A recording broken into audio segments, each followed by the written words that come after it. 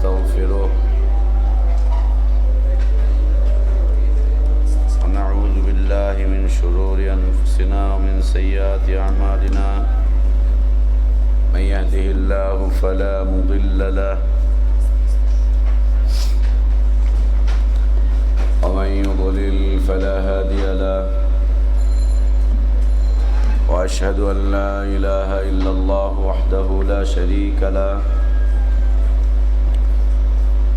وأشهد أن محمدا عبده ورسوله يا أيها الذين آمنوا اتقوا الله حق تقاته ولا تموتن إلا وأنتم مسلمون يا أيها الناس اتقوا ربكم الذي خلقكم من نفس واحدة وخلق منها زوجها وبث منهما رجالا كثيرا ونساء واتقوا الله الذي تساءلون به والأرحام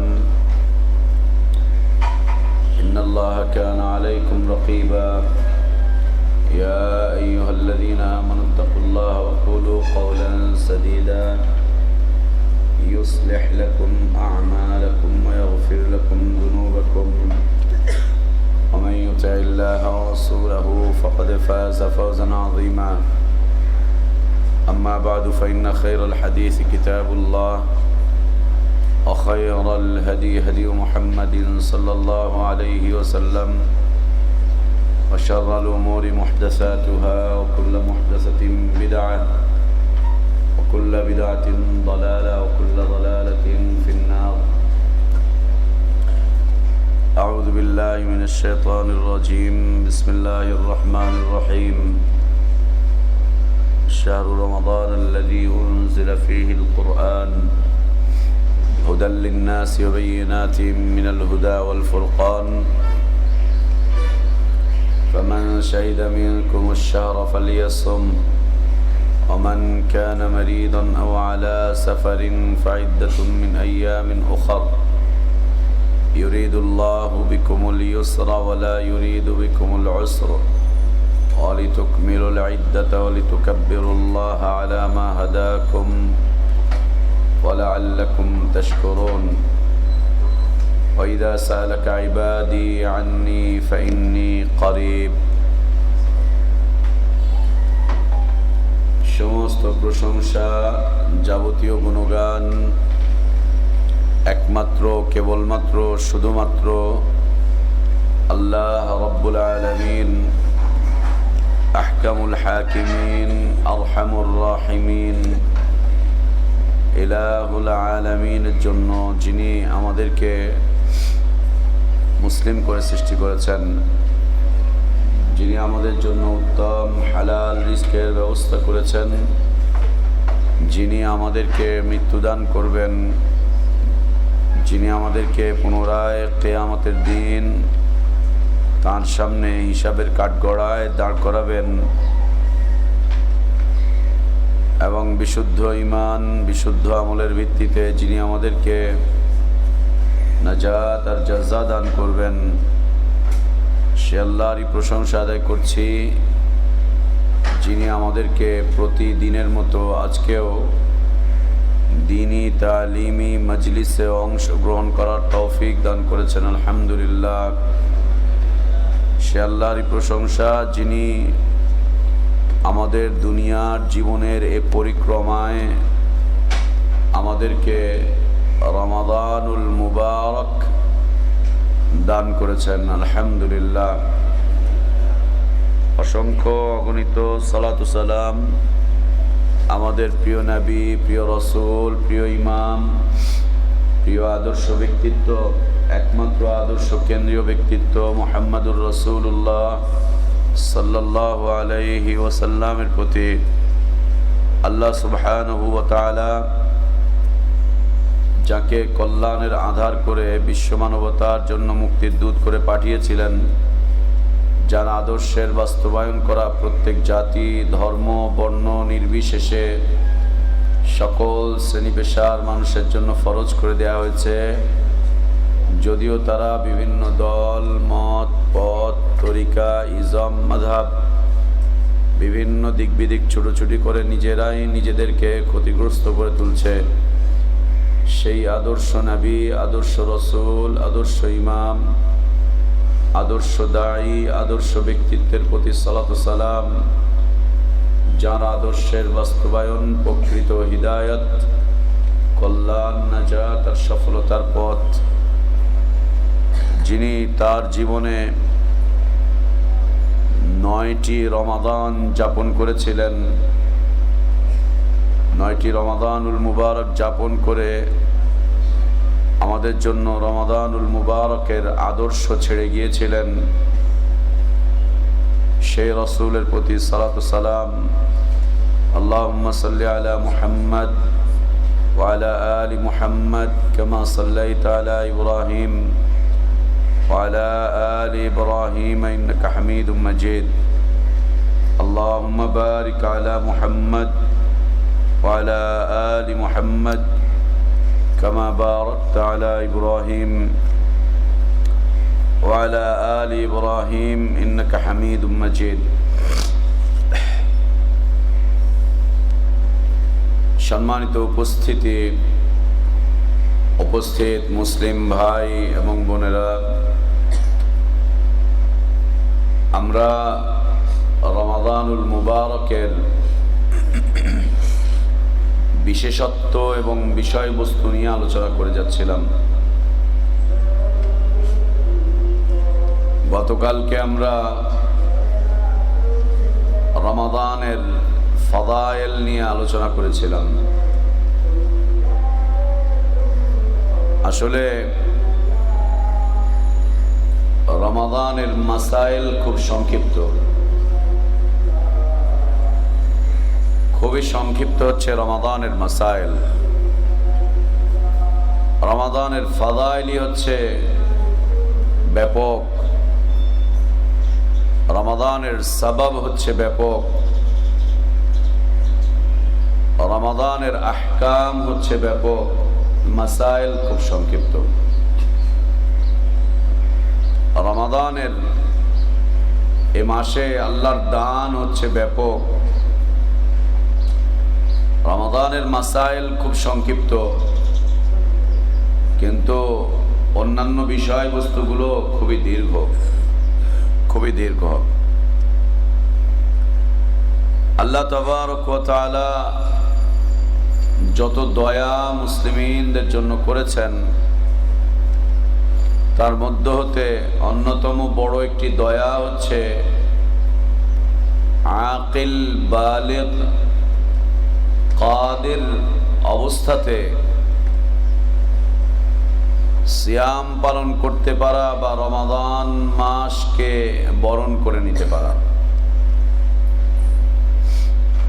রমাদানুল মুবারককে বরণ করে নিতে পারা, সিয়াম পালন করার মতো যোগ্যতা পাওয়া। আল্লাহ তাবারক ওয়া তাআলা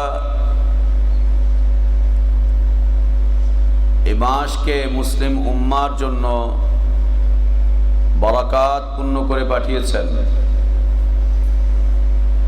সকল দিক এবং ক্ষণে বারাকাত রয়েছে, যদিও আমরা বুঝতে পারছি না।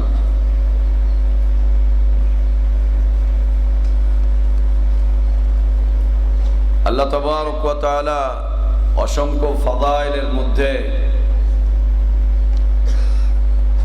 এ রমাদানুল মুবারককে রেখেছেন। তার মধ্যে হতে একটি হচ্ছে যে রমাদানুল মুবারক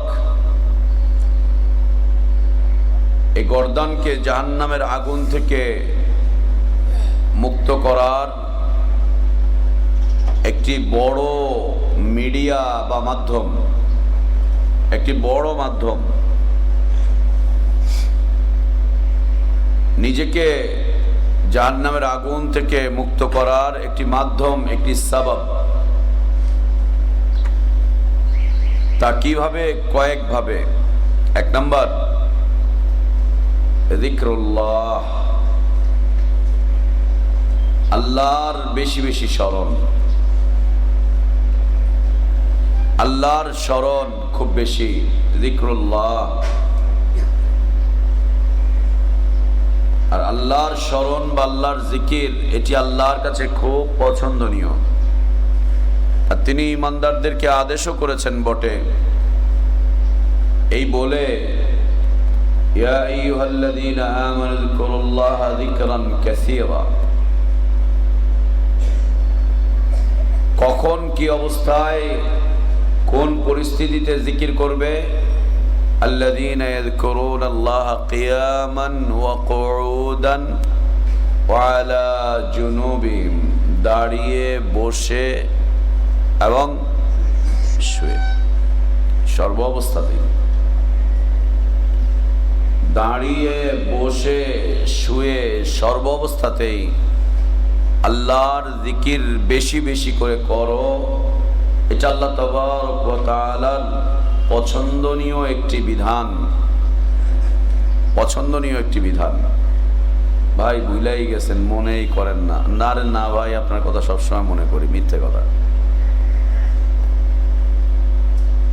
মিথ্যে কথা। আপনার বিশ্বাস করেন, আপনার সবসময় মনে করি। এ মানুষকে সবসময় মনে করাও পাপ। সবসময় কেন মনে করবেন? সবসময় মনে করবেন আল্লাহকে, স্মরণ করবেন তো আল্লাহকে।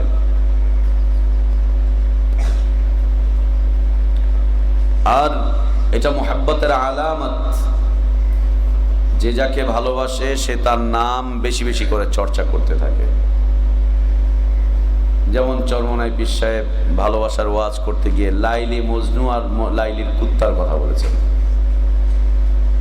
লাইলি মজনু আর লাইলির কুত্তা, কুকুর। সুবহানাল্লাহ। লাইলি একটা ফানুস, মজনু একটা মনহুস। আর এই দুইজনের ভালোবাসার মাঝখানে মিডিয়া হচ্ছে কুকুর। এটা ওয়াজের বিষয়বস্তু। মজনু লায়লা লায়লা করে কানতে কানতে এক্সের জীবনটারে পার কইরা দেশে বাবা। মজনু লায়লারে পায় না পায় না, কেলকায় লায়লা, কেলকয় লায়লা, কেলকয় লায়লা। লায়লারে পায় না, লায়লার কুত্তারে পাইছে, লায়লার কুত্তারে ধৈর্যা, লায়লার কুত্তার পায়ের মধ্যে সুমা দেশে। এরমের মুহাব্বত করতে হইবে বাবা মওলার সাথে। আস্তাগফিরুল্লাহ, আস্তাগফিরুল্লাহ। কুফরি, কুফরি, কুফরি। লা হাওলা ওয়ালা কুওয়াতা ইল্লা বিল্লাহ। এটা মুহাব্বতের আলামত যে যে যাকে ভালোবাসবে সে তাকে বেশি করে স্মরণ করবে, তাকে মনে করবে। যেমন তোমরা যারা মাশাআল্লাহ মুহাব্বতের অফার করেছো না, ওই যে চিঠি মিঠি দিয়ে রেখেছো, সারাক্ষণ তো কোরআন পড়তে গেলেও এদিকেই দেখি। আমি যখন এফসখানে পড়ি, আমাদের সাথে একটা ছেলে ছিল একটু বয়সে বেশি, ও চাস্তো বোনরে খুব ভালোবাসে। ক্লাসে সবক পারে না, সাত সবক পারে না, আমুকটা পারে না, মার খাচ্ছে। কিরে তোর বিষয় কি? আমি তো কোরআনের আয়াতের দিকে তাকায় থাকি, মুখস্থ তো হয় না। বলে কেন? সে কোরআনের আয়াতে আমি ওরে দেখি, খালি আমি ওরে মুখস্থ করে রাখছি। আমাদের সাথে ইসখানে পড়তো রংপুরে, আব্দুর রহমান নামে একটা ছেলে। আচ্ছা, খালি ওরেই দেখি, সারাক্ষণ খালি ওকে দেখছি, ওকেই দেখছি, ওকেই দেখছি। ঝুলতেছে, ইসখান ছেলেরা যেমন ঝুলে, ঝুলতেছে, কি কি পড়তেছে, কি করছে না করছে। মার খেতে খেতে বিচারের অবস্থা খারাপ হয়েছে। ইসখানে তো মারের অভাব নাই, তাই না? মার না দিতে পারলে ওটা আবার কিসের হেফসখানা, কিসের হেফসখানা? আর আমরা যখন হেফসখানা পড়তাম তখন বাবারা সন্তানদেরকে এসে দিয়ে যেত, হুজুর দিয়া গেলাম, হাড্ডি আমার, চামড়া মাংস আপনার। তাহলে গরু না ছাগল? হাড্ডি আমার, চামড়া মাংস আপনার। পিটায়া চামড়াও খাইবেন, মাংসও খাইবেন, হাড্ডিটা খালি আমার লেগে রেখে দিবেন। ওর বাপ জিন, জিনরা হাড্ডি খায়। আর রাসূলুল্লাহ সাল্লাল্লাহু আলাইহি ওয়াসাল্লাম বলছেন, মুমিন জিন যদি হাড্ডিকে বিসমিল্লাহ বলে খাওয়া শুরু করে তো আল্লাহ ওতে মাংস দিয়ে দেন। এই যে আমরা হাড্ডি খেয়ে খেয়ে ফেলে দিচ্ছি না, এটাকে চিবিয়ে গুঁড়ো করে ফেলাটা অপছন্দনীয়। এটাকে মোটামুটি একটু গোটা অবস্থায় রাখা এবং হাড্ডিটাকে একটু ভালো জায়গাতে রাখা, ডাস্টবিন ওইভাবে না ফেলে একটু ভালো জায়গাতে হাড্ডি রাখা। কেন? এটা হচ্ছে জিনদের খাদ্য, জিনদের খাদ্য এটা। ওরা যদি বিসমিল্লাহ বলে ওই হাড্ডিটাকে উঠিয়ে নেয় তো আল্লাহ ওই হাড্ডির মধ্যে সাথে সাথে মাংস দিয়ে দেন। ওরা শুধু মাংস খায় না, আমরা দেখছি হাড্ডি খাচ্ছে, শুধু হাড্ডি না, ওর মাংস খায়। তো এ কি জিন নাকি ওর বাপ যে হুজুর হাড্ডিটা দিয়ে দেন, হাড্ডি মাংস আর চামড়া সব আপনার। আর যে পিঠা, গরুর মতো পিঠা, লা ইলাহা ইল্লাল্লাহ। পিঠা খেয়ে কি হচ্ছে? ছাত্ররা মাদ্রাসা থেকে চলে যাচ্ছে, দিন থেকে বঞ্চিত হচ্ছে, কোরআনের প্রতি বাজে ধারণা আসছে, সারা জীবন আর কোনোদিন কোরআন পড়ছে না। গত পরশুদিন একটা ছেলে এসছে জুমার দিন আমার কাছে। ছেলেটা একেবারে বকে গেছে, একেবারে বকে গেছে, একেবারে নষ্ট হয়ে গেছে ছেলেটা। ওর বড় ভাই প্রচেষ্টা চালিয়ে কথাবার্তা বলে ওকে নিয়ে এসছে। কি হয়েছে? বলছে ভাই ও চরম ইসলাম বিদ্বেষী হয়ে পড়েছে। কেন? মাদ্রাসায় হুজুরের মার খেয়ে। মাদ্রাসায় দিয়েছিল আমার বাবা ওকে পড়তে। হুজুর এত পিটান পিটিয়েছে, হুজুর সপ্তাহে 6-7টা বেদ ভাঙে ছাত্রদের উপরে, জালি বেদ। এত পিটান পিটিয়েছে, শেষ পর্যন্ত ও ইসলাম বিদ্বেষী হয়ে পড়েছে যে ইসলাম মানে হচ্ছে পিঠা খাওয়ার ধর্ম। বাবা আমি ওই দিকে যেতে চাই না, পড়বো না, জানবো না, জায়েজ নেই, হারাম। যারা কোরআন পড়তে চায়, যারা সুন্নাহ পড়তে চায়, আখলাকি কারণ হলে বিষয়বস্তু ভিন্ন, শাস্তি ভিন্ন। কোরআন হাদিস পড়ার জন্য তাদের শরীরে লাঠি ভাঙা, চরম পিটাপিটি করা এটা নিষিদ্ধ। একটা ছেলে 5 বছর পড়া শেষ না করে 10 বছরে করবে, তাদের সমস্যা কি? কিন্তু ও ইসলাম বিদ্বেষী হয়ে যেন ফিরে না যায়, ইসলাম বিরোধী হয়ে যেন ফিরে না যায়, ইসলামের প্রতি ঘৃণা বিদ্বেষ নিয়ে যেন ফিরে না যায়, যেন ফিরে না যায়।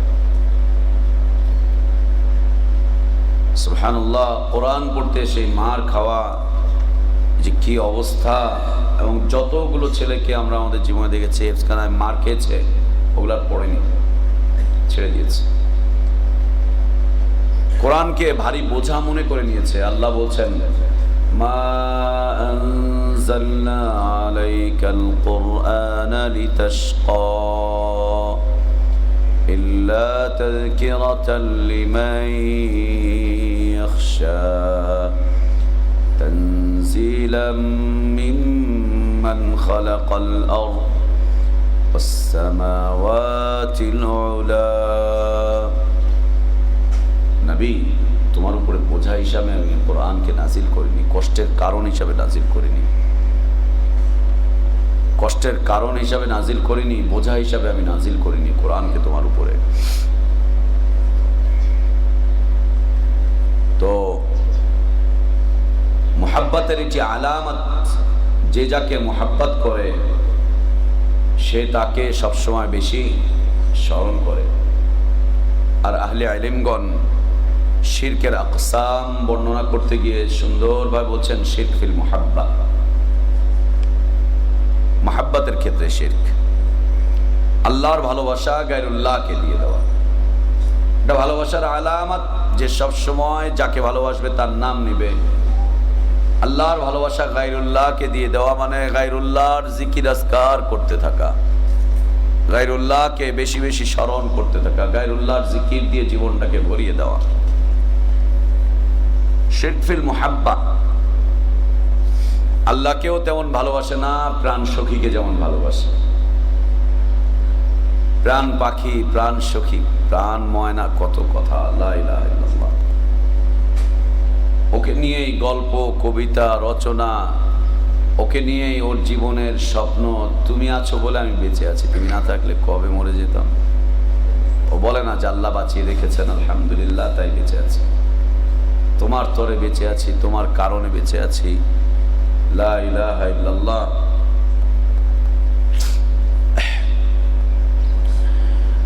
যিকরুল্লাহ, আল্লাহর জিকির, দাঁড়িয়ে বসে শুয়ে। এর অর্থ হচ্ছে যতক্ষণ তুমি জাগ্রত থাকো, যতক্ষণ জাগ্রত থাকো ততক্ষণ পর্যন্ত আল্লাহর জিকির করতে থাকো, আল্লাহর জিকিরের মধ্যে লিপ্ত থাকো। জাহান্নাম থেকে মুক্তির এটি একটি সবব, এটি একটি সবব। দ্বিতীয়ত হচ্ছে আল ইস্তিগফার, বেশি বেশি ক্ষমা প্রার্থনা করতে থাকা, বেশি বেশি ক্ষমা প্রার্থনা করতে থাকা, বেশি বেশি করে ইস্তিগফার করতে থাকা, ক্ষমা প্রার্থনা করতে থাকা। আর আল্লাহর কাছে ক্ষমা প্রার্থনা করতে কোনো পীর বা মুর্শিদ ধরার দরকার নেই, কোনো খানকা বা দরগায় যাওয়ার দরকার নেই। আপনি যেখানে আছেন সেখানে বসেই আল্লাহর কাছে ইস্তিগফার করেন। আল্লাহ যদি আপনার ইস্তিগফার কবুল করে নেন তো আপনি আল্লাহর মাহবুব বান্দায় পরিণত হয়ে যাবেন। যখন যে অবস্থায় আছি, যখন যে অবস্থায় আছি ইস্তিগফার করতে থাকা, আল্লাহর কাছে বারবার ক্ষমা প্রার্থনা করতে থাকা। যদি সাইয়্যিদুল ইস্তিগফার পারি তো করলাম, সাইয়্যিদুল ইস্তিগফার যদি না পারি তো সংক্ষিপ্ত যে ইস্তিগফারগুলো আছে তাই করলাম। ওটাও যদি যোগ্যতা না থাকে, আরবিতে বলতে পারি না, তো আল্লাহর কাছে বলতে থাকি বারবার, আল্লাহ আপনি আমাকে মাফ করে দেন, অনেক পাপ করেছি, না জেনে করেছি, না বুঝে করেছি, প্ররোচনায় পড়ে করেছি। আল্লাহ আমি ফিরে এসেছি, আপনি আমাকে ফিরিয়ে দিয়েন না, আপনি আমাকে কবুল করে নেন, আপনি আমাকে মাফ করে দেন, আপনি আমাকে গুনাহ মুক্ত করে নেন, মাসুম করে নেন, আমাকে আপনি সেদিনের মতো করে নেন যেদিন আমি আমার মায়ের পেট থেকে বের হয়েছিলাম মাসুম অবস্থায়। বাংলায় বলতে থাকি, বলতে থাকি।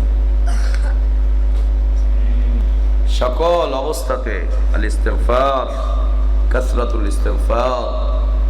আর আল্লাহর নবী সাল্লাল্লাহু আলাইহি ওয়া আলিহি ওয়াসাল্লাম প্রতিদিন শতবার ইস্তিগফার করতেন।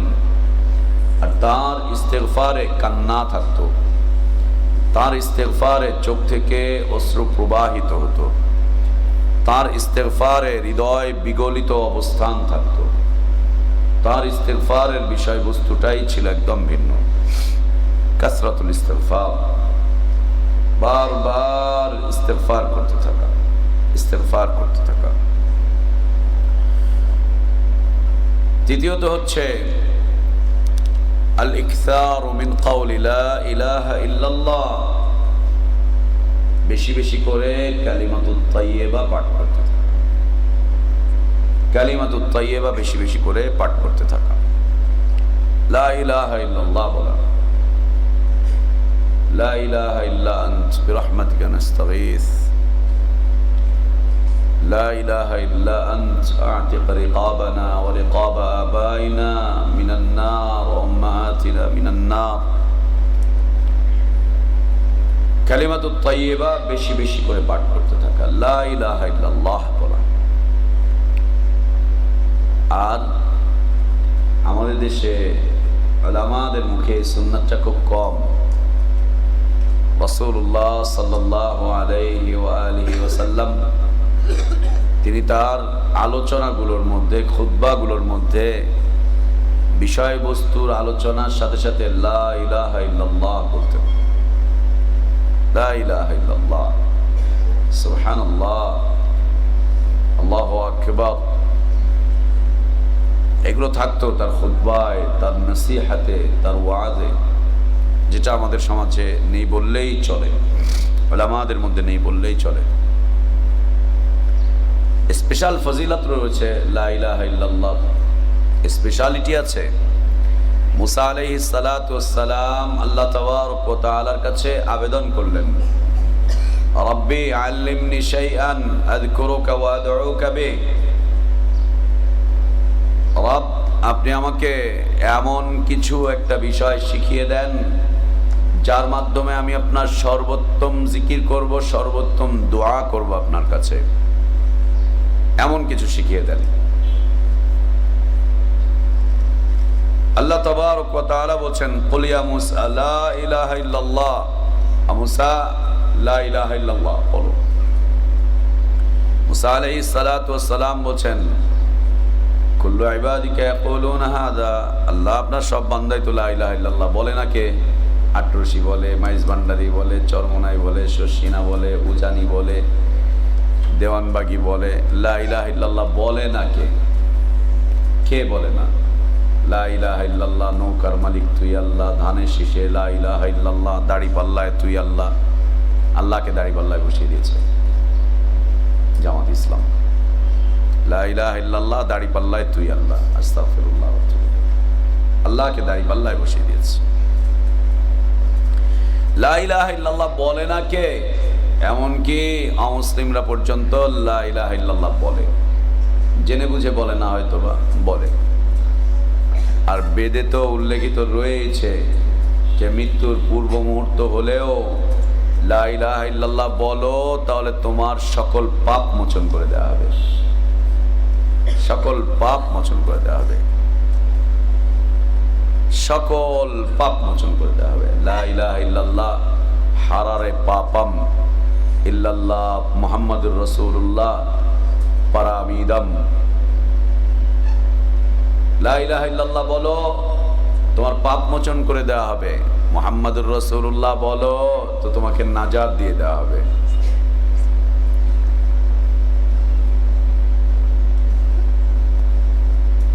মুসা আলাইহিস সালাতু ওয়াস সালাম তাই বলছেন লা ইলাহা ইল্লাল্লাহ বলে না কে? কবর পূজারীও লা ইলাহা ইল্লাল্লাহ বলে, মাজার পূজারীও লা ইলাহা ইল্লাল্লাহ বলে, যারা লা ইলাহা ইল্লাল্লাহ মানে না তারাও লা ইলাহা ইল্লাল্লাহ বলে, যারা লা ইলাহা ইল্লাল্লাহর অর্থ বোঝেও না তারাও লা ইলাহা ইল্লাল্লাহ বলে। বলে না কে?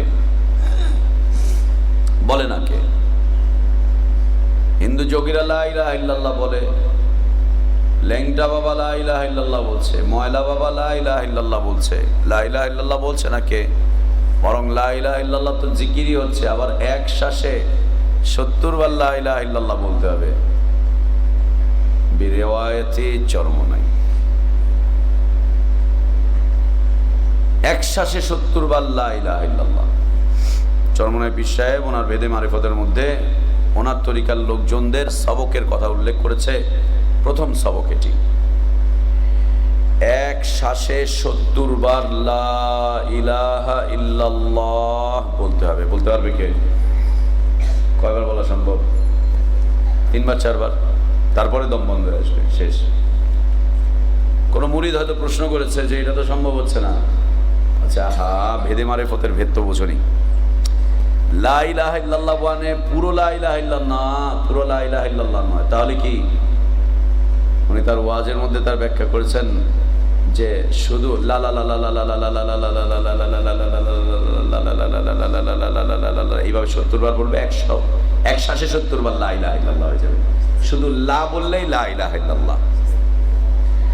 লা ইলাহা ইল্লাল্লাহ জিকির কেমন করবে ওখানেই তিনি সবকে উল্লেখ করেছেন বেদে মারিফতে, যে লাকে এমন জোরে টান দিবা, মানে লা টান দিবা। এই যখন টান দিবা তখন তুমি তোমার ভিতরে এই ধ্যান নিয়ে চলে আসবা। লা মানে নাই, নয়, না, তাই না? লা নাফি জিন্স, সকল জিন্সকে অস্বীকার করা হচ্ছে লা।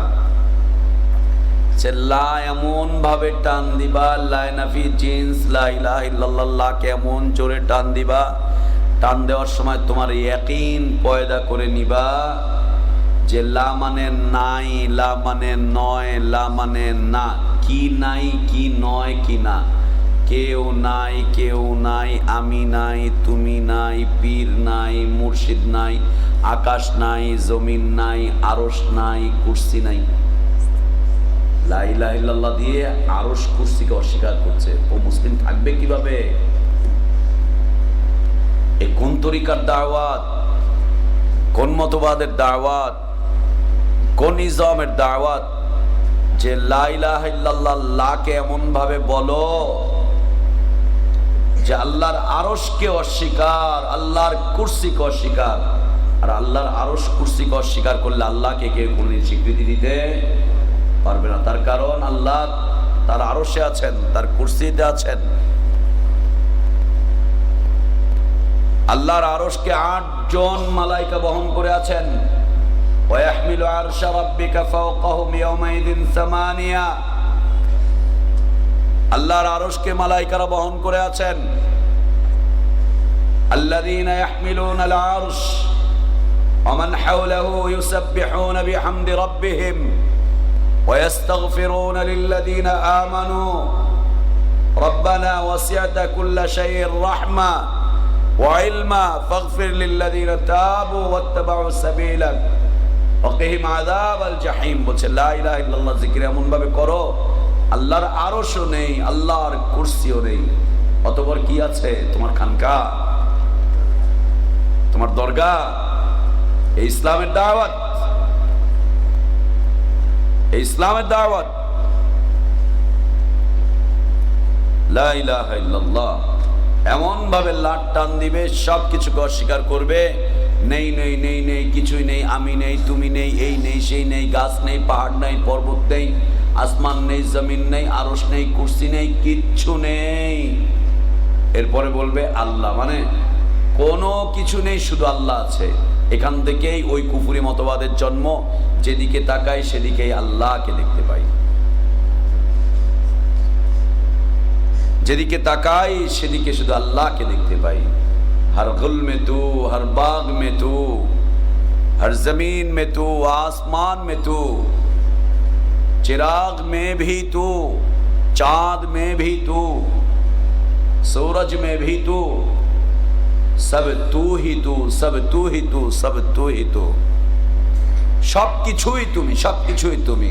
আকাশ দেখছে এটাও আল্লাহ, জমিন দেখছে এটাও আল্লাহ, গাছ দেখছে ওটাও আল্লাহ, পাখি দেখছে ওটাও আল্লাহ। এমন কি উর্দুতে বর্ণনা করেছে সুফিবাদের কিতাবে যে হার কুত্তা और सूअर में भी अल्लाह। नाऊज़ु बिल्लाह सुम्मा नाऊज़ु बिल्लाह सुम्मा नाऊज़ु बिल्लाह सुम्मा नाऊज़ु बिल्लाह सुम्मा नाऊज़ु बिल्लाह। ইসলাম ওদের জন্য রমাদান, ওদের জন্য সিয়াম, ওদের জন্য কিয়াম, ওদের জন্য কোরআনের তিলাওয়াত, ওদের জন্য মাগফিরাত, ওদের জন্য তওবা। লা ইলাহা ইল্লাল্লাহ, লা ইলাহা ইল্লাল্লাহ। এবং এই সুফিদের গুরু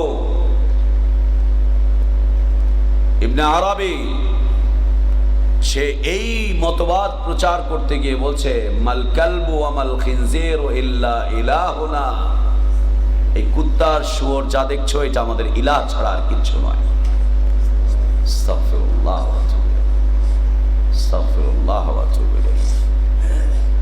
हर रंग में तू, हर बू में तू, हर बाग में तू, हर चेराग में तू, जिधर देखो उधर तू ही तू, उधर तू ही तू। আরে আকাবিরিনদের জবানে নূর আছে, উর্দুতে কথা বলো, আরবিতে এত নূর নেই, উর্দু বলো, उर्दू में बात कीजिए। नूर ना कुफर, नूर ना कुफर। ला इलाहा इल्लाल्लाह। এমন ভাবে লাট টান দাও যাতে করে সব কিছুকে অস্বীকার করে শুধু আল্লাহ আছে, মানে সর্বেশ্বরবাদ, হিন্দু মতবাদ। সবকিছুতে ঈশ্বর, ঈশ্বরের অবস্থান সবকিছুতে বিরাজমান। লা ইলাহা ইল্লাল্লাহ। মুসা আলাইহিস সালাতু ওয়াস সালাম আল্লাহর নবী ছিলেন, বিচক্ষণ মানুষ ছিলেন, তাই বলছেন কুল্লু ইবাদিকা ইয়াকুলুনা হাযা। আল্লাহ আপনার সব বান্দাই তো লা ইলাহা ইল্লাল্লাহ বলে, বলে না কে লা ইলাহা ইল্লাল্লাহ? কে বলে না লা ইলাহা ইল্লাল্লাহ? আল্লাহ তাবারক ওয়া তাআলা মুসা আলাইহিস সালাতু ওয়াস সালামকে বলছেন, মুসা তুমি যেমনটা মনে করছো বিষয়টা এরকম নয়। লা ইলাহা ইল্লাল্লাহর বিষয়বস্তু হচ্ছে লাউ আন্নাস সামাওয়াতিস সাবআ ওয়া আমিরুহুন্না গায়রি ওয়াল আরদিনা সাবআ ফি কিফাতিন ওয়া লা ইলাহা ইল্লাল্লাহ ফি কিফা মালাত বিহিন্না লা ইলাহা ইল্লাল্লাহ। মুসা এই পুরো জমিন এবং আকাশ সমূহকে যদি এক পাল্লায় নিয়ে চলে আসো, পুরো জমিন আর জমিনে যা আছে, আকাশ আর আকাশ সমূহে আমি ছাড়া যা আছে সব কিছুকে যদি এক পাল্লায় নিয়ে চলে আসো, আর লা ইলাহা ইল্লাল্লাহকে যদি এক পাল্লায় রাখো তো লা ইলাহা ইল্লাল্লাহর পাল্লার ওজন ভারী হয়ে যাবে, ভারী হয়ে যাবে, ভারী হয়ে যাবে। সুবহানাল্লাহ। আল্লাহ নবী সাল্লাল্লাহু আলাইহি ওয়াসাল্লাম বলছেন যে কিয়ামতের দিন আল্লাহ তাবারক ওয়া তাআলা বান্দার আমল নামার যখন হিসাব নিবেন, হিসাব নিতে নিতে নিতে নিতে একটা পর্যায়ে বান্দা নিরাশ হয়ে পড়বে, তার পাপগুলো খুলে যাবে, নিরাশ হয়ে যাবে। সে তার সামনে তাকিয়ে জাহান্নামের উজলানো আগুন দেখতে পাবে। আল্লাহ আমাদেরকে হিফাজত করেন। উজলানো আগুন দেখতে পাবে, পাপ আর পাপ দিয়ে ভরে যাবে, নিরাশ হয়ে যাবে। সে জানবে আমার আর বাঁচার মতো কোনো পথ নেই। নিরাশ হয়ে যখন সে ব্যক্তি কান্না শুরু করবে, নিরাশ যখন হয়ে যাবে, বাঁচার সব পথ যখন মনে করবে যে সব বন্ধ হয়ে গেছে, আল্লাহ তাবারক ওয়া তাআলা তখন তার মধ্যে আশার আলো জ্বালাবেন। আরহামুর রাহিমিন। আশার আলো জ্বালাবেন। আল্লাহ বলবেন, বান্দা তোমার একটা আমল এখনো বাকি আছে আমার কাছে। কি সেটা? আল্লাহ তাবারক ওয়া তাআলা বলবেন যে এই যে একটা কাগজ,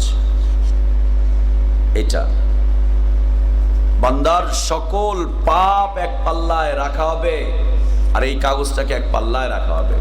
বান্দা বলবেন, আল্লাহ এই পাল্লা দিয়ে কি আর আমি মুক্তি পাবো? এই কাগজ দিয়ে কি মুক্তি পাবো?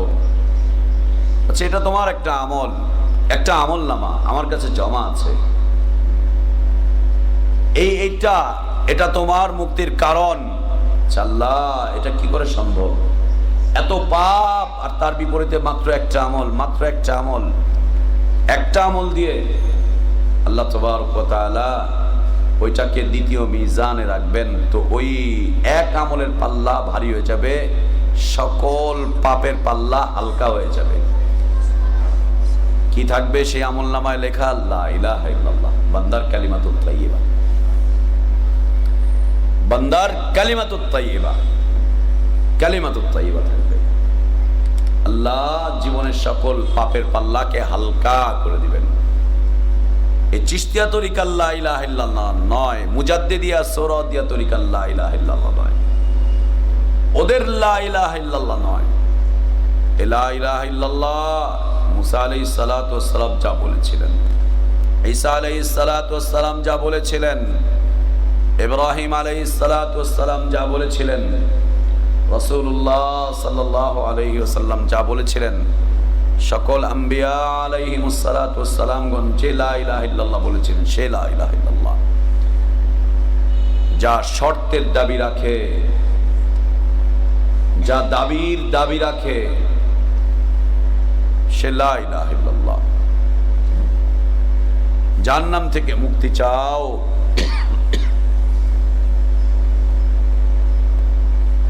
আল-ইকসার মিন কওলি লা ইলাহা ইল্লাল্লাহ, বেশি বেশি করে কালিমাতুত তাইয়্যিবা, যেভাবে আল্লাহ পছন্দ করেন, যেভাবে রাসূলুল্লাহ সাল্লাল্লাহু আলাইহি ওয়াসাল্লাম যেভাবে লা ইলাহা ইল্লাল্লাহ আদায় করেছেন, বলেছেন, সেভাবে করে লা ইলাহা ইল্লাল্লাহ পাঠ করতে থাকা। লা ইলাহা ইল্লাল্লাহ আজকে আমাদের কাছে কেমন ফকির ভিক্ষা করতে আসে। ফকিরদের ঢাকা শহরে, ঢাকার বাইরে যায় না কি অবস্থা, ঢাকা শহরে ফকিরদের ভিক্ষার কয়েকটা পুঁজি। এক নম্বর পুঁজি হচ্ছে দাড়ি। রাস্তায় যত ফকির ভিক্ষা করছে সবগুলার কি আছে? দাড়ি আছে। দুই নম্বর পুঁজি হচ্ছে ময়লা একটা টুপি, ময়লা একটা টুপি। তিন নম্বর পুঁজি হচ্ছে যদি সম্ভব হয় তো একটা পাঞ্জাবি বা জুব্বা। এই তিনটা পুঁজি হচ্ছে কমন বডির ক্ষেত্রে, শরীরের ক্ষেত্রে। চতুর্থ একটা পুঁজি হচ্ছে আল্লাহ আল্লাহ বলতে পারা, লা ইলাহা ইল্লাল্লাহ বলতে পারা, আল্লাহ আল্লাহ আল্লাহ অথবা লা ইলাহা ইল্লাল্লাহ বলতে পারা। এটা হচ্ছে মৌখিক পুঁজি। এই বীরপুরে 1 নম্বরে, তারপরে যে বাউনিয়াবাদের এই পাশে ফকির পট্টি আছে, ওদের বাড়িতে 48 ইঞ্চি টিভি। ভিক্ষা শেষ করে বাড়িতে এসে সুন্দরভাবে গোসল টোসল করে ওরা ফ্রেশ ওয়াশ মাখে, তারপরে তোমার সেন্ট মাখে, মেখে টেখে পরে মিটিংয়ে বসে। আজকে কত কামাই হয়েছে, হাতে অ্যান্ড্রয়েড মোবাইল সেট। এরপরে রাতের বেলা নেশার রাজ্যে ডুবে যায়। সকালবেলা যখন বাসা থেকে বের হয়, ভালো কাপড় চোপড় সব খুলে ওই ছেঁড়া পাঞ্জাবিটা পরে, ময়লা টুপিটা পরে এরপর বের হয়ে আসে। আর সাথে যদি সম্ভব হয় একটা তসবি রাখবে। এই দাড়িটা হচ্ছে একটা সাইনবোর্ড। এইটা কেন ধরলো, দাড়িটা কেন রাখলো, দাড়িওয়ালা ফকির কেন সব? আলহামদুলিল্লাহ দাড়ি রেখেছে, ঠিক আছে, ভালো, আলহামদুলিল্লাহ, কিন্তু ও ইসলাম বুঝে দাড়ি রাখেনি। ও ইসলাম বুঝে দাড়ি রাখেনি। এইটা কেন ওর সাথে সাইনবোর্ড? এর পিছনে ইতিহাস কি? এর পিছনে ইতিহাস হচ্ছে খ্রিস্টান মিশনারির কাজ। খ্রিস্টান মিশনারি বাংলাদেশে যে কাজ করছে, ওদের ধর্মীয় দাওয়াতের কাজ, তার একটা কার্যক্রম চলে ঢাকার মতিঝিলে। একটা নাম করা কলেজের একজন বড় ধরনের অধ্যাপকের মাধ্যমে তার আন্ডারে ঢাকা শহরে প্রায় 1000 খানিক ফকির আছে। উনি আবার এই ফকিরদের থেকে ট্যাক্স খান না, কিছু না, ফকিরদের ট্রেনিং দিয়ে দেন। খ্রিস্টান মিশনারিদের এটা একটা কাজ হচ্ছে, ইসলাম মানলে ফকির হয়ে যাবে, ইসলাম ফলো করলে ফকির হয়ে যাবে। ইসলাম ফকিরদের ধর্ম। ইসলাম মেলে তুমি কোনোদিন উন্নতি হতে পারবে না, উন্নতি করতে পারবে না। এই রাস্তার মোড়ে মোড়ে দাড়িওয়ালা, টুপিওয়ালা, পাঞ্জাবিওয়ালা, অথবা দেখবেন রাস্তার পাশে কোরআন একটা নিয়ে বসে ঝুঁকতেছে, ও কোরআন পড়তেও পারে না। দেখেছো এই সিন? কোরআন একটা নিয়ে বসে ঝুঁকতেছে, গুনগুন গুনগুন করতেছে। অথবা গাড়িতে উঠে বলছে, ভাই আমার মাদ্রাসার জন্য 10টা কোরআন দরকার, 10টা কোরআন না হলে আমার হাফিজি মাদ্রাসা চলতেছে না ভাই। ওদের দেওয়া শিক্ষাই হচ্ছে এই রাস্তার মোড়ে মোড়ে মাদ্রাসা মসজিদের জন্য টাকা উঠানো, মাইকে চাঁদাবাজি করা। খ্রিস্টান মিশনারিদের দেওয়া শিক্ষা। ওরা এই থিওরি চালু করেছে যাতে করে মানুষ জানে ইসলাম মানবো, ফকির হয়ে যাবো। যেমন মাদ্রাসা ছাত্ররা মনে করে মাদ্রাসায় পড়ে খামুকি, আর সেই বাপ সেই ছেলেকে এই মাদ্রাসায় দেয় যে ছেলে কিছু করতে পারে না, আতুর ব্যাঙ্গা ট্যাঙ্গা মাদ্রাসায় দিয়ে। এটা কোনো কামের না, বাসায় খুব দুষ্টামি করে, অনেক জ্বালায়, ওরে মাদ্রাসায় দিয়ে দিই। আল্লাহ যদি দয়া করে ওরা একটু ভালো করে দেয়, ব্যাস, এই জন্য মাদ্রাসায়। ওরা প্রমাণ করার চেষ্টা করছে খ্রিস্টান মিশনারিদের এই কার্যক্রম। এবং ওদের কার্যক্রমের দ্বিতীয় একটা কাজ হচ্ছে মসজিদে জুতা চোর পাঠানো। জুতা চোর পাঠানো মসজিদে, ওদের এই কার্যক্রম। কি মানুষ মসজিদ বিমুখ হয়ে যাবে। ওদেরই আর একটা কার্যক্রম হচ্ছে, ভাই আমি মুসলিম বাচ্চা কাচ্চা নিয়ে মুসলমান হয়েছি, আমারে সাহায্য করেন ভাই, সাহায্য করেন ভাই, সাহায্য করেন। ঢাকায় বিশাল একটা মুসলিম গ্যাং আছে যারা এরকম চাঁদাবাজি করে বেড়াচ্ছে, মুসলিম গ্যাং। আজকে এই মসজিদ, কালকে ওই মসজিদ, এবং প্রত্যেক জুমাতেই ও নতুন করে ইসলাম কবুল করে। প্রত্যেক জুমায়, গত 12-13 বছর যাবত ও প্রত্যেক জুমায় নতুন করে ইসলাম কবুল করছে। আজকে এই মসজিদে গিয়ে বলছে, ভাই আমি মুসলমান হব। যখন মুসলমান হচ্ছে, ইমাম সাহেব মুসলিম বানাচ্ছে ওকে, তো লোকজন একটু আবেগ নিয়ে তাকে সাহায্য করছে। কালকে যাচ্ছে ওই মসজিদ, পরশু দিন যাচ্ছে ওই মসজিদ, এইভাবে করে ঘুরে বেড়াচ্ছে। ওদের কাজ, এদের পুঁজি হচ্ছে লা ইলাহা ইল্লাল্লাহ বলতে পারে। লা ইলাহা ইল্লাল্লাহ, লা ইলাহা ইল্লাল্লাহ। আম্মা দুর্গা ভিক্ষা দিবেন। লা ইলাহা ইল্লাল্লাহ ভোটের মালিক, নির্বাচনের মালিক, এইটার মালিক, প্রতীকের মালিক তুমি আল্লাহ। এদের লা ইলাহা ইল্লাল্লাহ আল্লাহর কাছে গ্রহণযোগ্য নয়, গ্রহণযোগ্য নয়, গ্রহণযোগ্য নয়। ও যদি প্রতিদিন 1.25 লাখ বারও লা ইলাহা ইল্লাল্লাহ বলে, এতেও কোনো গ্রহণযোগ্য নয়। 1.25 লাখ বার লা ইলাহা ইল্লাল্লাহ মানে দুরুদে নারিয়া, কি বলে ওটাকে, কি খতম, না না, কি খতম বলে, খতমে আম্বিয়া। তুমি কিভাবে জানলা? পড়ছো? তুমিও পড়ছো, টাকা পাইছিলা? আর টাকা দেয় নাই? খাতমে আম্বিয়া সোয়াল আকবার। তো জাহান্নামের থেকে মুক্তির এটা একটা মাধ্যম। বেশি বেশি করে লা ইলাহা ইল্লাল্লাহ পাঠ করা, এর অর্থ জেনে, এর শর্ত জেনে, এর দাবি বুঝে, এর ফলাফল জেনে, এর উপরে বিশ্বাস স্থাপন করে, একে সত্যায়ন করে লা ইলাহা ইল্লাল্লাহ বেশি বেশি করে পাঠ করতে থাকা, বেশি বেশি করে পাঠ করতে থাকা। চতুর্থত জান্নাতের আশা পোষণ করা, আল্লাহর কাছে জান্নাত চাইতে থাকা। আল্লাহুম্মা ইন্না নাসআলুকাল জান্নাতা ওয়া নাউযু বিকা মিনান নার। আল্লাহুম্মা ইন্না নাসআলুকাল জান্নাতা ওয়া নাউযু বিকা মিনান নার। আল্লাহুম্মা ইন্না নাসআলুকাল জান্নাতা ওয়া নাউযু বিকা মিনান নার। বেশি বেশি করে জান্নাত চাইতে থাকা, বেশি বেশি করে জান্নাত চাইতে থাকা, বেশি বেশি করে কামনা করতে থাকা, চাইতে থাকা জান্নাত।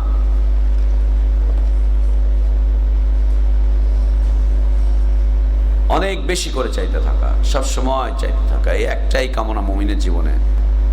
আল্লাহ যদি মাফ করে জান্নাত দিয়ে দেন, বাস সকল কষ্ট ভুলে যাবে, সব দুঃখ দুর্দশা ভুলে যাবে, ভুলে যাবে।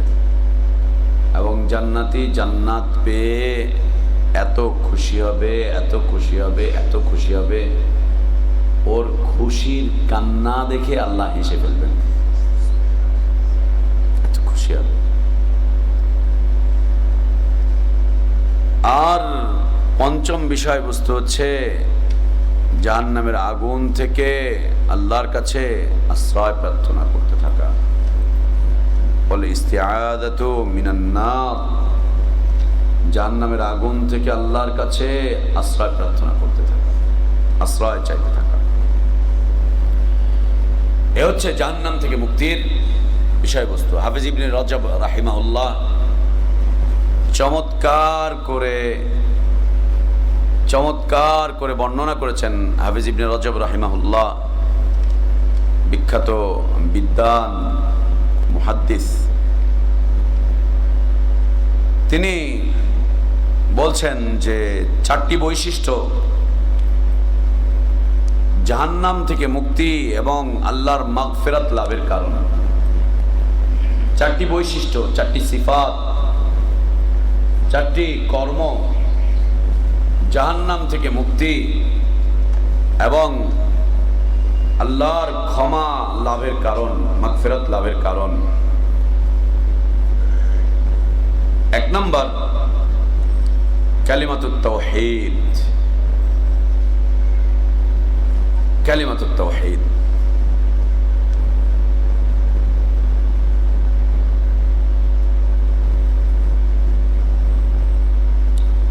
কালিমাতুত তাওহীদ এমন কালিমা যা মানুষের সকল পাপকে মিটিয়ে দেয়, সকল পাপকে মিটিয়ে দেয়, সকল পাপকে ধ্বংস করে দেয়, সকল পাপকে মুছে সাফ করে ফেলে, মুছে সাফ করে ফেলে সকল পাপকে। আল্লাহ তাবারক ওয়া তাআলা কি চমৎকার করে বলছেন হাদিসে কুদসি, ইয়া ইবনে আদম লাউ বালাগাত যুনুবুকা আনান আস-সামা ثم لقيتني لا تشرك بي شيئا لاتيتك بقرابها مغفرة।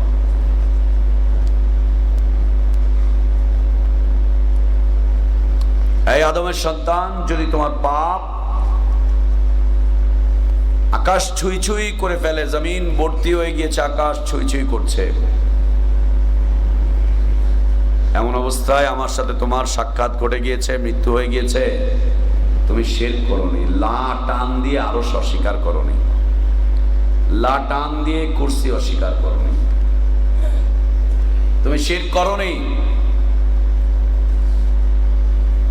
তুমি শিরক করোনি, অনেক পাপ করেছো, পাপ দিয়ে জমিন ভরে গিয়েছে, কিন্তু তুমি শিরক করোনি, লা ইলাহা ইল্লাল্লাহর অপব্যাখ্যা করোনি। লাতাইতুকা বিতরাবিহা মাগফিরা, যে পরিমাণ পাপ করেছো এর চাইতেও বেশি ক্ষমা নিয়ে আমি তোমাকে ক্ষমা করে দেব। কালিমাতুত তাওহীদ, কালিমাতুত তাওহীদ।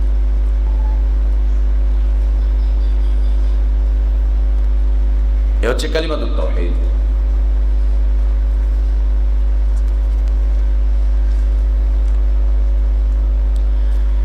তো হাফিজ ইবনে রজব রাহিমাহুল্লাহ তিনি বলছেন যে পাপকে ধ্বংস করে দেওয়া, পাপ এমন ভাবে মুছে সাফ করে দেওয়া, পাপ আর বাকি না থাকা, এটি কালিমাতুত তাওহীদের মাধ্যমে সম্ভব। কালিমাতুত তাওহীদের মাধ্যমে এটি সম্ভব। কালিমাতুত তাওহীদ এর বিষয়বস্তু এটি, এর বিষয়বস্তু হচ্ছে এটি কালিমাতুত তাওহীদ। এবং লা ইলাহা ইল্লাল্লাহ এ হচ্ছে সাবাকাত লাভ করার অন্যতম বড় প্রধান মাধ্যম, অগ্রগামিতা অর্জন করার, অগ্রগামিতা অর্জন করার। রাসূলুল্লাহ সাল্লাল্লাহু আলাইহি ওয়াসাল্লাম তার চাচা আবু তালেব যখন মৃত্যুশয্যায় শায়িত, সারা জীবন ঈমান কবুল করলো না, ইসলাম কবুল করলো না, ঈমানের দাবি মিটালো না, যখন মৃত্যুশয্যায় শায়িত তার কাছে গিয়ে বলছে, ইয়া আম কুল লা ইলাহা ইল্লাল্লাহ, চাচা লা ইলাহা ইল্লাল্লাহ বলো, কালিমাতুত তাওহীদের স্বীকৃতি দাও।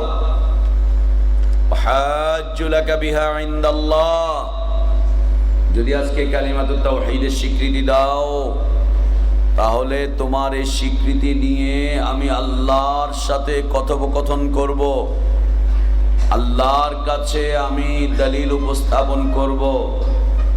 কি লোকজনরা লা ইলাহা ইল্লাল্লাহ বলে জান্নাতে যাচ্ছে, আমার চাচা তো লা ইলাহা ইল্লাল্লাহ বলেছে, উনি কেন জান্নাতে যাবেন? হাজ্জু লাকা বিহা ইনদাল্লাহ, আল্লাহর কাছে আমি এ নিয়ে কথোপকথন করব। আমি আল্লাহকে বলবো সবাই লা ইলাহা ইল্লাল্লাহ বলে জান্নাতে যেতে পারলে আমার চাচা লা ইলাহা ইল্লাল্লাহ বলে জান্নাতে যেতে পারবে না কেন? আল্লাহ জান্নাত দেন, আমি আল্লাহর সাথে কথোপকথন করে আপনাকে জান্নাত দিয়ে দিব, জান্নাত নিয়ে দিব, আল্লাহর থেকে জান্নাত নিয়ে দিব। চাচা এদিক তাকায়, এদিক তাকায়, এদিক তাকায়, এদিক তাকায়, সুবহানাল্লাহ। শেষ পর্যন্ত তার চাচা বলছে,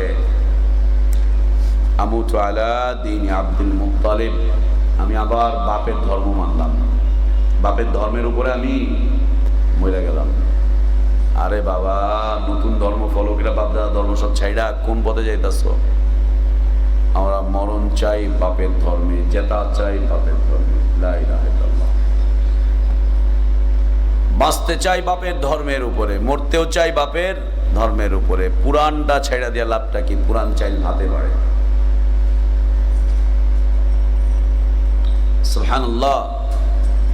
সে বলছে আমুতু আলা দীন আব্দুল মুত্তালিব, আব্দুল মুত্তালিবের ছেড়ে যাওয়া সেই দ্বীনের উপরে আমি মৃত্যুবরণ করলাম।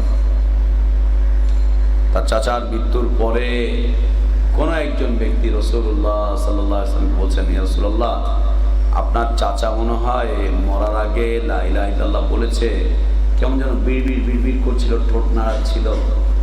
রাসূলুল্লাহ সাল্লাল্লাহু আলাইহি ওয়াসাল্লাম বলছেন যে আমি শুনিনি, তার ওটা গ্রহণযোগ্য নয়, আমি শুনিনি। তার মানে ঈমান প্রকাশ করতে হয়, ঈমানের সাক্ষী রাখতে হয়, ঈমানের বিষয়বস্তু সবার কাছে জানিয়ে দিতে হয় আমি মুসলিম। কালকে বলছিলাম না, আব্দুল্লাহ ইবনে সালাম রাদিয়াল্লাহু আনহু, ইয়া রাসূলুল্লাহ এক্ষুনি বলবেন না আপনি যে ইসলাম কবুল করেছে, আগে আমার ব্যাপারে স্বীকৃতি নেন। স্বীকৃতি নিয়েছে, পরে এসে বলছে আশহাদু আল্লা ইলাহা ইল্লাল্লাহ।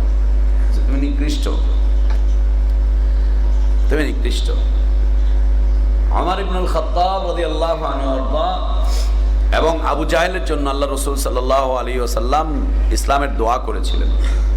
বলেছিলেন যে আল্লাহ এই দুজনের মধ্যে হতে যাকে দিয়ে তুমি পছন্দ করো তাকে দিয়ে ইসলামকে শক্তিশালী করো, অথবা দুজনকে দিয়েই করো। আমরাও তো এই দেশে 2-4 জনের ব্যাপারে দোয়া করতে পারি, তাই না? না তাগুত বলে খালি ঘুরে ফেলা দিব। আল্লাহর দোয়া করো, দোয়া করো যে আল্লাহ আমাদের যারা ক্ষমতাসীনরা আছে এদের যাকে দিয়ে তোমার ইচ্ছা তাকে দিয়ে ইসলামকে শক্তিশালী করে নাও, তাকে দিয়ে করে নাও, তাকে দিয়ে করে নাও। আল্লাহ নবী সাল্লাল্লাহু আলাইহি ওয়াসাল্লাম দোয়া করলেন, তো আল্লাহ তাবারক ওয়া তাআলা একজনকে মঞ্জুর করলেন। তিনি ছিলেন ওমর রাদিয়াল্লাহু আনহু আরদা। ওমর রাদিয়াল্লাহু আনহু আরদা আবু জাহেলের সাথে খুব ঘনিষ্ঠ সম্পর্ক, রাজনৈতিক নেতা, একই দলের বড় নেতা, বিশাল ব্যাপার স্যাপার, লিয়াজো করে ক্ষমতা চালায়, সব কিছুতে ওরা ভাগাভাগি, বিশাল ব্যাপার স্যাপার, মানের নেতা দুজনই। ওমর রাদিয়াল্লাহু আনহুর ভয়ে ভীত সন্ত্রস্ত থাকতো আবু জাহেল কখনো কখনো। ওমর রাদিয়াল্লাহু আনহু ইসলাম কবুল করে প্রথমেই চলে গেলেন আবু জাহেলের বাড়িতে, গিয়ে কড়া নাড়ছেন, ঠাক ঠাক ঠাক ঠাক। আবু জাহেল গেট খুলে, আরে ওমর কি ব্যাপার, আরে ওমর কি ব্যাপার? ওমর ইবনুল খাত্তাব রাদিয়াল্লাহু আনহু বলছেন, আবু জাহেল শোন, আশহাদু আল্লা ইলাহা ইল্লাল্লাহ ওয়া আশহাদু আন্না মুহাম্মাদার রাসূলুল্লাহ। ছি, তোমার মতো নিকৃষ্ট মানুষ, ঠাস করে দরজা লাগিয়ে দিল, যাও। ইমান এরকম হতে হয়, ইমান এনে বড় হুজুরের কাছে গিয়ে জানায় আসতে, হুজুর ছাড়ছি মাযহাব, কি মনে হয় হুজুর ছেড়া দিছি আপনি করে, হুজুর তরিকা কিন্তু ছেড়া দিছি, কি মনে হয়? ঘোড়ার ডিম কিচ্ছু করতে পারবেন না, পশমও বাঁকা আছে এটা সোজা করতে পারবেন না, কি একে বলা হয় ইমান? এই যে পশম আল্লাহ বাঁকা করে দিচ্ছেন না, আপনি সোজা করতে পারবেন না। হুজুর শুনেন, আকিদা সহি করে ফেলাইছি, চিশতি ছাড়ছি, নকশবন্দি মুজাদ্দিদি ছাড়ছি, মাযহাবও ছাড়ছি, তরিকাও ছাড়ছি, সব ছাড়ছি, আপনাকেও সব ছাড়ছি, আপনাকেও কিতাবও ছাড়ছি, আপনাকেও কিতাবও ছাড়ছি, সব ছাড়ছি। বাবা ছাড়লি ধর্মকর্ম ছাড়ছিলি, অন্তত আগে ঈদটা আমাদের সাথে করতে, এইটাও ছেড়া দিলি, ছাড়ছি যখন সবই ছাড়ুন, কিচ্ছু রাখুন না, একটাও রাখুন না। আগে অন্তত বোঝা যেত যে তুই সব ছাড়লেও রমজান, ঈদ আর বকরিদটা আমাদের সাথে ছিলি, তাও বলতে পারতাম যে তুই আমাদেরই সন্তান। এটাও ছেড়ে দিলি, ঈদও ছাড়ছি যখন এটার বাইকে রেখে লাভটা কি? আর ইমান কবুল করে বড় হুজুরের কাছে গিয়ে জানিয়ে দিয়ে আসতে হয় যে বড় হুজুর শোনেন, কি আমি আর আল্লাহর নিরাকার মনে করি না, আর আপনাকে মাযহাব মানা ওয়াজিব কেন, ওটা নিকৃষ্ট জানি, ওটা শের জানি, আর আপনাকে তরিকা মরিকাম এই তাকলিদ মাকলিদ কি বুঝাচ্ছেন হুজুর, এগুলা সব বাদ। সামনে দেখা হবে ময়দানে ইনশাল্লাহ, সামনে ময়দানে দেখা হবে ইনশাল্লাহ। একে বলা হয় ইমানি কুওয়াত, ইমানি কুওয়াত। পারবো না ইনশাল্লাহ?